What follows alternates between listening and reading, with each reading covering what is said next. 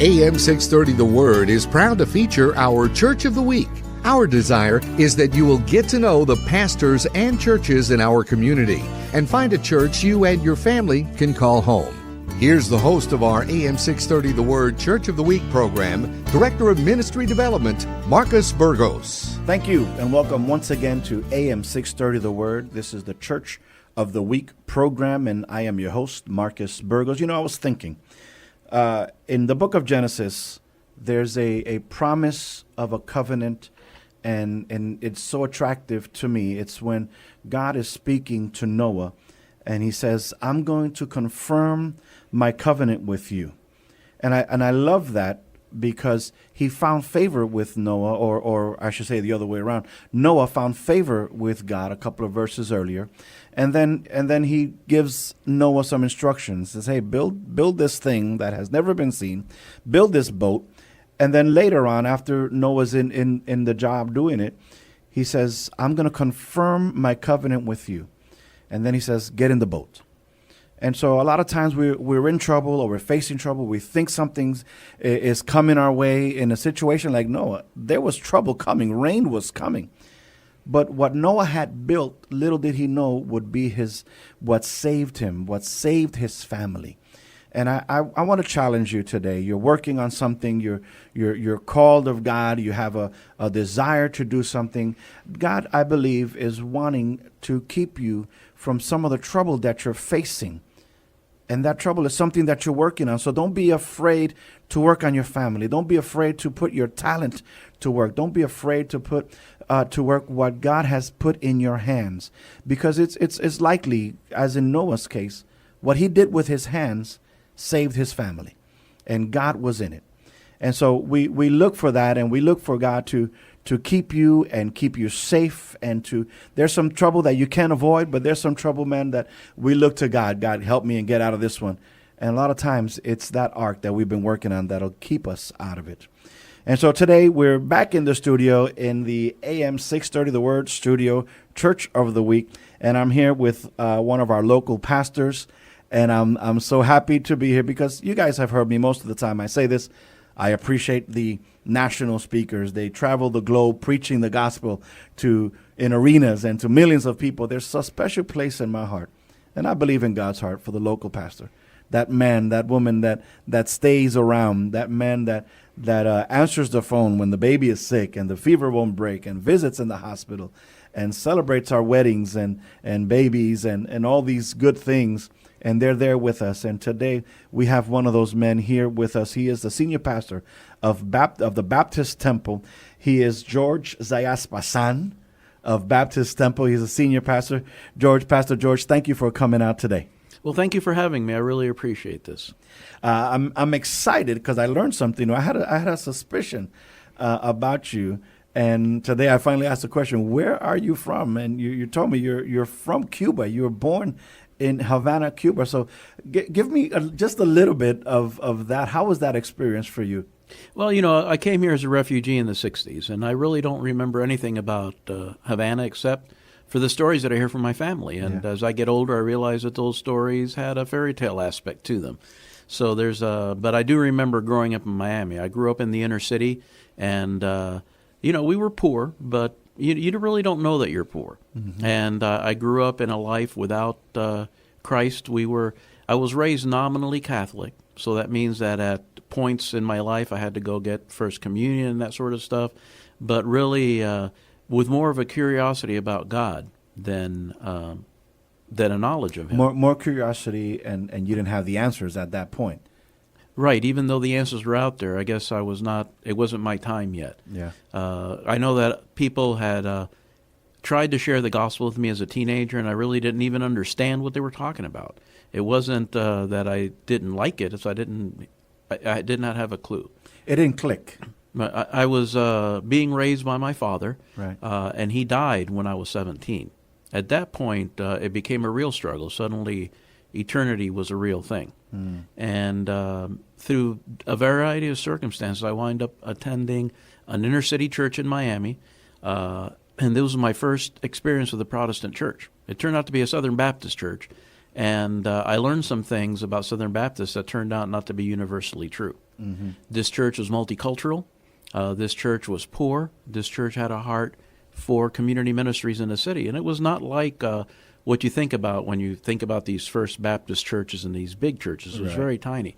But they had something that I still couldn't articulate, but I knew I wanted. And so I was led to faith in Jesus Christ when I was 18 years old. So tell me a little bit about that. I don't want you to rush past that. How was that experience for you, being led to Christ, making that, responding to that call? How was that for you? Well, what I looked at was that my life, I wasn't happy with my life. It was wrong, and this church, especially the pastor's family that I got to know well, it was a different world that they were living in. We're living in the same Miami, same crime, same all this stuff, but they have a different mindset than I do. They had a different worldview, a different heart. They loved me, and Miami is still very racially separated. There's still issues there. And I'm not just talking about black and white. I'm talking about different shades. That's Puerto right. Ricans and Cubans and Dominicans, and everybody's got their own thing.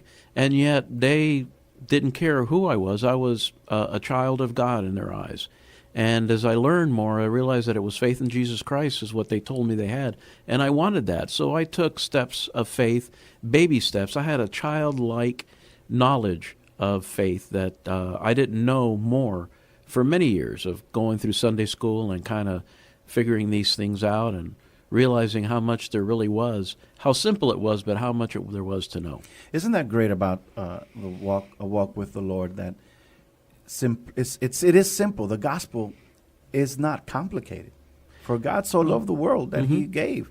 It's a real simple concept. We tend to complicate it, but it doesn't have to get complicated. Even though you learn more and you study and you go into higher learning into what the Bible says, it doesn't still have to be complicated.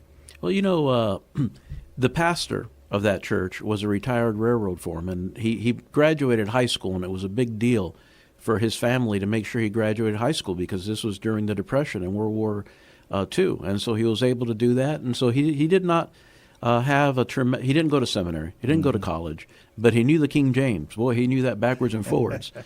And he interpreted it for me. Yeah. So it was the example, not some great learning that I was getting. And then later on, there was some Sunday school teachers that were, country folk, and they didn't use big words. They didn't teach me Greek. My first Greek word was agape. They didn't teach me that. And but later on, I realized that what they taught me was how to live the Christian life. It was their example, their loyalty, their love that spoke louder than the sermons that I was hearing, which were, by the way, learned sermons at this point in this church. But still, it's always so I've always had that in the back of my mind, that Christianity and discipleship is more caught than taught. I love that. And in your devotionals this week, you talked a lot about that. You talked about mentoring. You talked about we're not called to make new converts, but to make followers of Christ, disciples.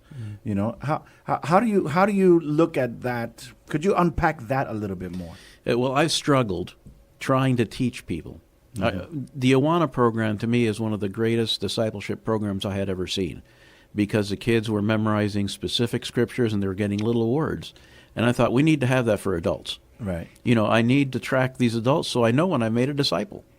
Because I'm thinking it's like baking cookies. Yeah. You need to put the right ingredients in there. You need to turn the oven on, and when it's pinch ready, of it's this ready. And a pinch of that. And if you don't do it right, you burn it. Yeah. So I look back into my life. How did I get discipled? And I'm thinking, because early on I felt a call to more and more and more, but I realized I was doing all that on my own. The church, back then we went to church 2 hours in the morning, 2 hours in the evening, and 2 hours on Wednesday. Yeah. And even that is not enough to make a disciple. And I realized it was these two Sunday school teachers, Ben and Beulah, who they were just living the Christian life and teaching me how to do that. And so now as I look at that, I realize that there's no program that I can put together. I mean, I can bring knowledge, but the heart has to change, and we really need to look at that and to spend time with one another and create that heart change. So to me, that sounds like being available. Mentoring sounds like exposure. Mm-hmm. You know, how do I do this particular thing? You know, because I can't be with you the whole time. You can't be with me the whole time. But there is exposure to life. You know, what do I do today?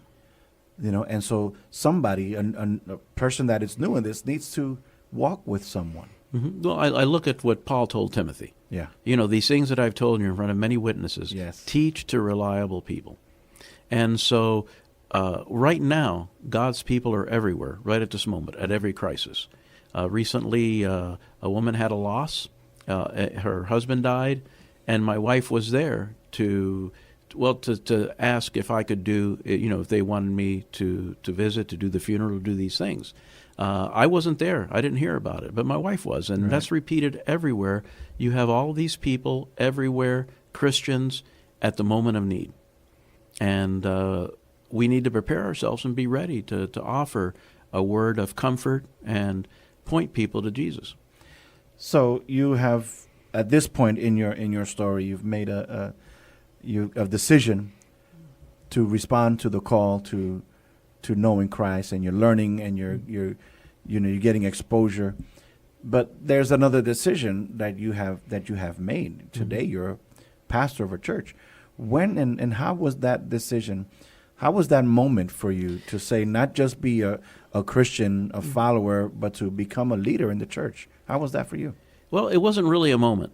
Okay. You know, I hear people saying surrender to the ministry, and it wasn't like that. It wasn't a struggle at all. It was not a fear.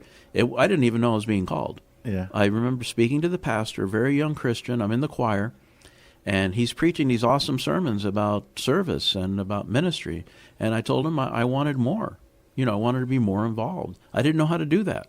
Many people don't know how to get involved in the church. The pastor thought I was saying I had a call to ministry, and I don't have a call to ministry. You know, I don't know what that means. You know, certainly, well, he said that what I'm being called is to the normal Christian life. Okay. And what he meant was that, you know, so there was an opportunity to serve as an RA leader. And I did that. I didn't know what I was doing, but I did, and I volunteered for a few things. Some things were not meant for me. You know, I was just completely lost, but I did the Royal Ambassadors program, and that was okay.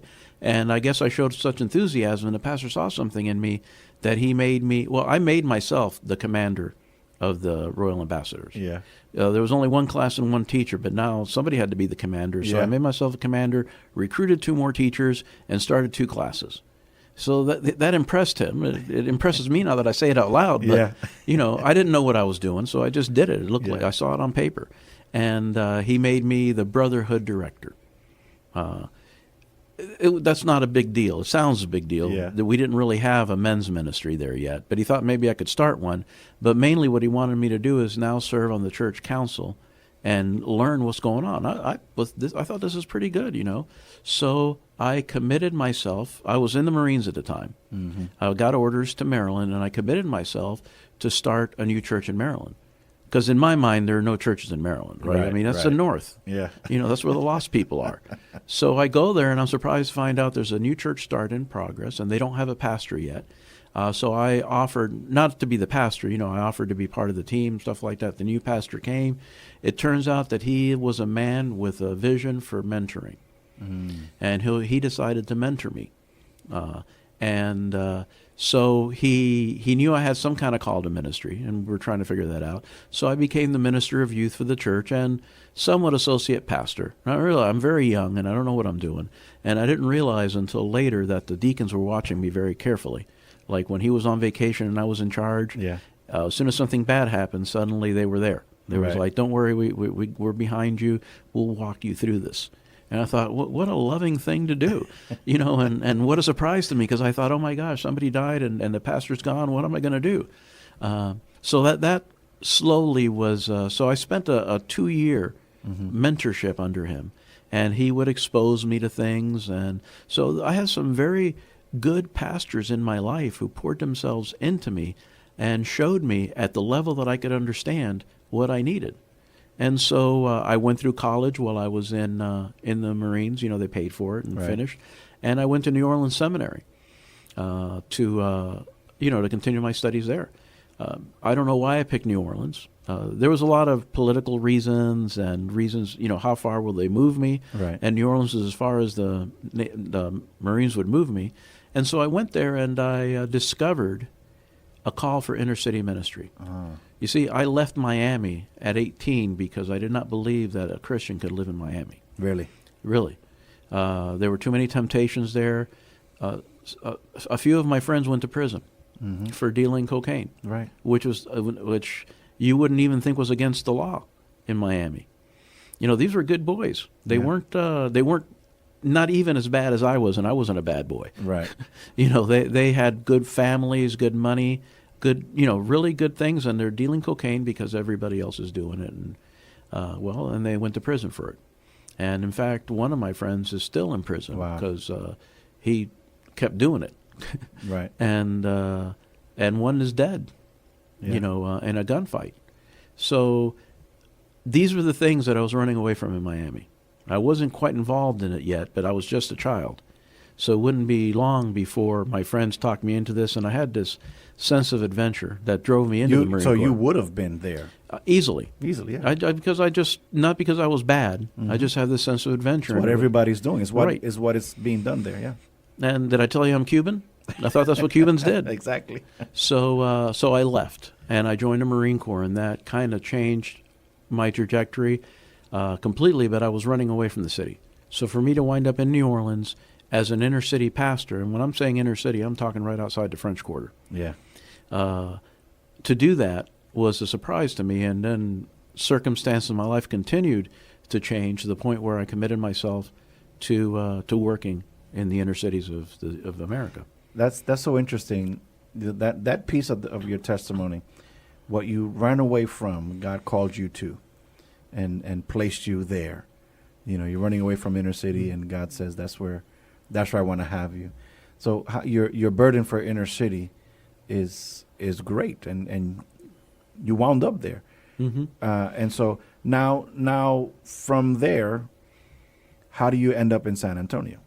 Oh, I worked in New Orleans, in Miami, and Chicago, and even in Maryland, which was the most rural place I ever worked. I was 2 hours from Washington, D.C. Okay. I didn't realize that we had members of our church who would commute to Washington, D.C. They got to live in rural areas, so that was slowly forming. Yeah. And so so I decide when I'm in Chicago that it's over. That my ministry in Chicago is done. There was one point, I lived there for 17 years planting churches. I mean, this is, of all places, this was the one that I lived longest. Right. But it was time to go, and San Antonio Baptist Temple called me. Right away, I thought there was something strange in the interview. The woman who called me, his name was Delia. So, and she had an accent, a typical accent from here. Mm-hmm. And so that's my mind in the church. Now, the church had a reputation for being older and white. Okay. But everyone I'm meeting in the beginning is not white. Right. And somewhat younger. And they have a vision. They see me in my footprint that I left on the internet. They see me as a pastor that will lead them back to who they were in the past when they were a church that was community-oriented. And that's what they wanted. And so I was excited because the church had a beautiful building. They had a lot of people. They had like 200 people or so. They had a lot of money. That they had sold a property and they had money in the bank. So I figured, in their eyes, they were dying. Right. In my eyes, you have resources here that churches are trying to get to. Mm-hmm. So you have more than a small church would have. So Yeah. I figured, we could work this out. And so I got there and I began to discover that the church had a heart for community ministry.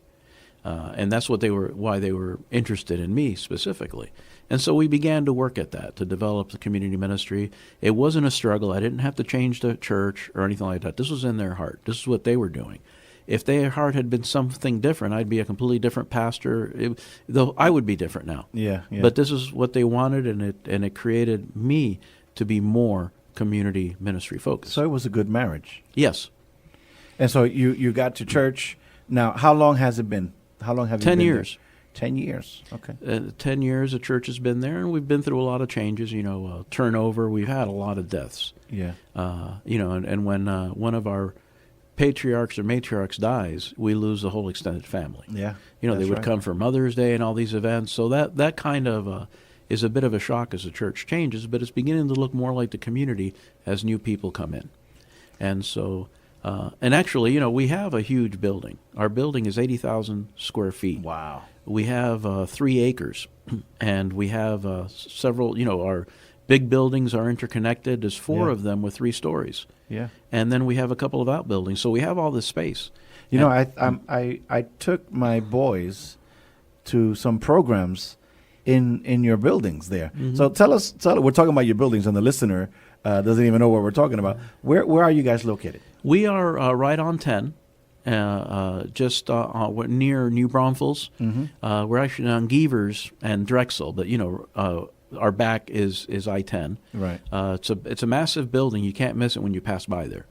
If you're coming from one direction, you see the McDonald's. The next thing you see is our building. Yeah. And so what's the address? Is it 901? It's 901 East Drexel. 901 East Drexel, right off of 10. Yes. You take the Geevers exit, and it's right there. Right there. You're going to hit it if you don't turn. Right. And so you guys do a lot of different programs for the community. Sure. We have this big building, and my first challenge was we're spending a lot of money on utilities. Mm-hmm. So, of course, me being the old man, we turn off all the lights. Yeah. If you're not using it, turn it off. But I found out that we had too many lights. Even the lights that we needed were too much. So I figured that we're not going to save money by turning off lights. So what we need to do is we need to operate this building 24/7. We need more people here. So we open our building up to other churches. And at one point we had 7 churches meeting. Oh, wow. We're down to 5 now because a couple have gotten their own spaces. Excellent. So, but we still have a lot of room. I'd love to see 10 churches meeting. Yeah. Now the idea here is that we share in the maintenance. Right. According to your size. I mean, if we have a church of 30 people, they're not going to contribute as much as a church of 300 people. Mm-hmm. So we do that, but the whole idea is that we try to do things together that small churches don't have opportunities to do. So we have a bunch of small youth groups that meet together as one youth group. And so we have VBS. At one point, we had 7 churches doing VBS together. I think that was our biggest point. Wow. Contributing teachers, and we're very careful to make sure that we sort the kids out at the end of the VBS decisions. We know what church they came from, so those decision packets are given to the appropriate pastor. And but that's the beauty. We can have this massive VBS even though we're small churches. And so we have these churches meeting. We also have 2 schools. We have our daycare, which we've had, one of the pioneer daycares in churches in San Antonio. And we have a charter school that goes up to the 8th grade. And this fills our building Monday through Friday. Yeah. We have some nonprofits and service organizations that use our office space, including Metro Health. Yeah. Had shared one of our offices, one of our people there for a while, and all these services for the community. The big community ministry things that we have is the Highland Park Community Assistance Network, which is a thrift store, a food pantry, and a community garden.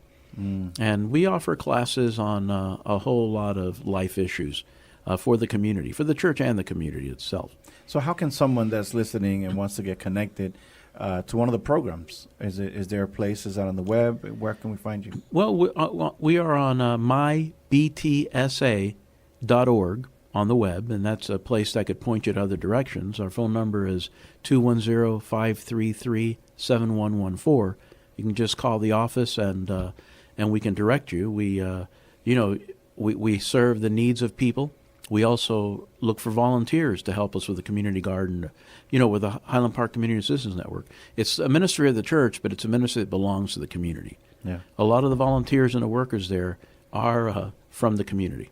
I want to revisit something as we're coming back, and what I want you to do, Pastor, is invite someone to church on Sunday.